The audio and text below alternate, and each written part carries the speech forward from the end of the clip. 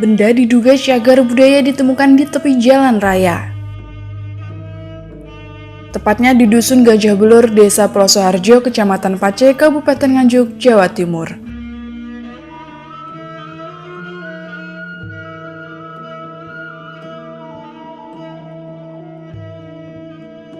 Benda kuno berupa sebuah lingga dan yoni tersebut ditemukan terpisah. Kondisinya terbengkalai dan tidak terawat. Namun demikian, penampakan kedua benda bersejarah tersebut masih misterius.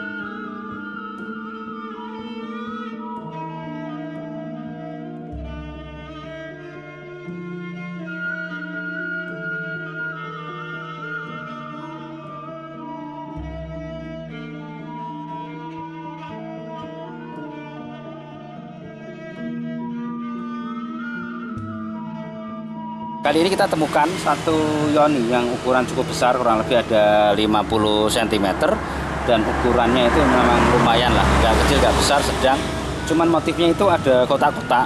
Kotak-kotak ini nggak tahu ini eranya kapan, kita juga nggak tahu.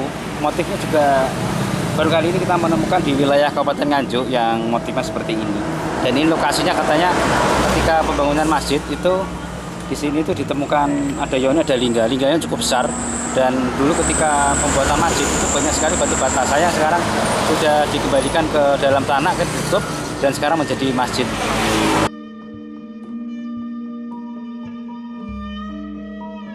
Ada yang menyebut sebagai batu pengikat ternak, ada yang menyebut sebagai batu pengikat sauh perahu, sebagian menyebut sebagai lingga patok, sebagian lain menyebut sebagai lingga sungguhan.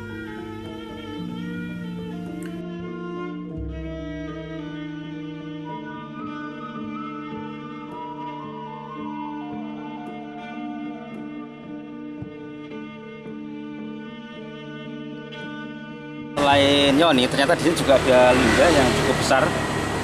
Tapi kelihatannya kalau ukuran lingganya besar dan yoni kecil, berarti ini bukan satu kesatuan ya, udah berbeda. Seharusnya ini ada yoni yang cukup besar sesuai dengan ukuran lingganya.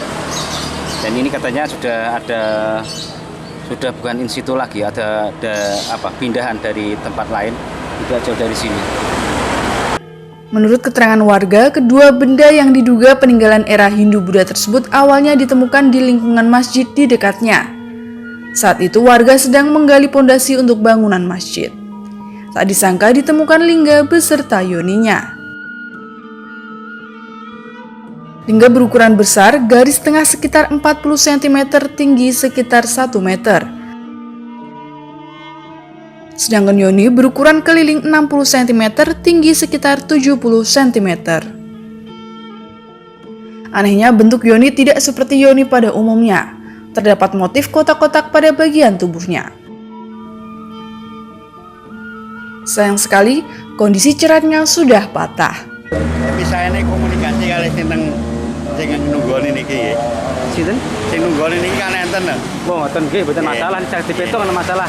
Barang gaib saged dipetung. Saged mangke. Nggih. Berbuat sistem niki saged. Riyen niki saking pundi rumiyin? Di masjid asli Riyen masjid dah. Pas nemokaken pas damel napa rumiyin? Ya waktu badhe dalam masjid niki temu niki teng jero. Terus kalih niku?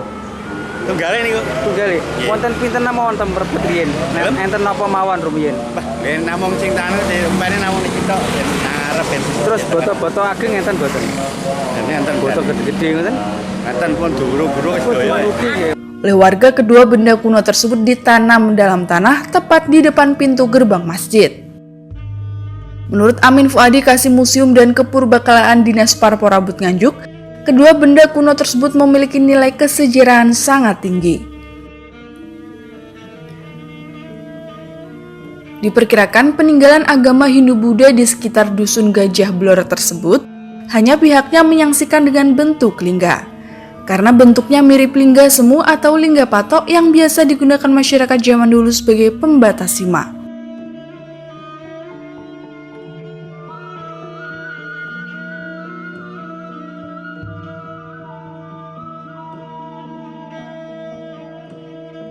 Ya, benda ini kalau melihat bentuknya itu sekilas memang seperti lingga patok.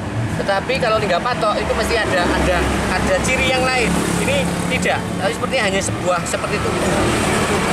Ini perkiraan saya sementara ini adalah pengikat ya, untuk hewan-hewan kepemilikan tokoh raja ataupun pembesar daerah gitu ya. Ini adalah biasanya dulu pembesar itu memiliki hewan-hewan piaraan yang ataupun hewan tunggangan ya, yang biasanya kalau untuk peribadatan ya, dihubungkan dengan peribadatan ini adalah untuk pengikat kerbau. Sebelum kerbau ini kan merupakan representasi untuk hewan yang dinaiki dewa untuk menuju ke nirwana. Ini diantaranya, ini bagian dari bisa jadi adalah untuk pengikat ya hewan-hewan piaraan. Nah, kalau melihat dari toponimi daerah sini ini adalah Gajah Belor, dusun Gajah Belor. Bisa jadi ini dulu ada juga merupakan pengikat ya, pengikat dari gajah yang dimiliki oleh para pembesar yang tinggal di sini. Karena kalau kita lihat di sini, ini tinggalan ini juga ada berhubungan dengan Linggayoni Yoni yang di sebelah sana.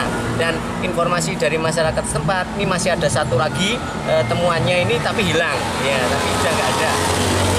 Ini barang ini dulu ceritanya ditemukan di tempat masjid sana pada saat membangun masjid, kemudian digeser ke tempat ini saat ini gambarannya seperti itu. Nah, dan tempat ini pun ini juga tidak jauh dengan temuan kami sebelumnya, hanya bersebelahan dibatasi oleh sungai ya, bersebelahan aja dengan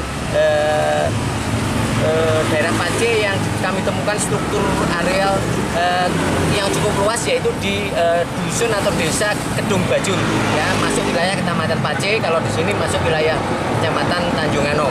Nah, ini sebenarnya hanya berbatasan sungai aja, bersebelahan. Nah, ini saya yakin bahwa ini juga tidak jauh dengan lokasi temuan kami. Di sana ada punden desa yang di sana juga kami temukan struktur-struktur bata yang bata-bata kuno ya, yang cukup besar-besar. Nah, ini kami memperkirakan areal sini dulu juga pernah ditempati pada era-era itu. Ini kami masih akan koordinasi dengan masyarakat pemimpin daerah setempat ya. Ini kami ingin telusuri dulu latar sejarah dari benda ini dulu bagaimana. Kalau tadi informasi dari sebagian warga di sini kan ini pindahan dari masjid. Nah, kami juga ingin secara detailnya memperoleh informasi dari tokoh-tokoh masyarakat maupun penentu kebijakan yang di desa ini, sehingga nanti kami ingin lebih detailkan. Nah, kalau melihat kondisinya seperti ini, kami akan meminta untuk bisa diselamatkan di museum aja dengan kondisi yang seperti ini.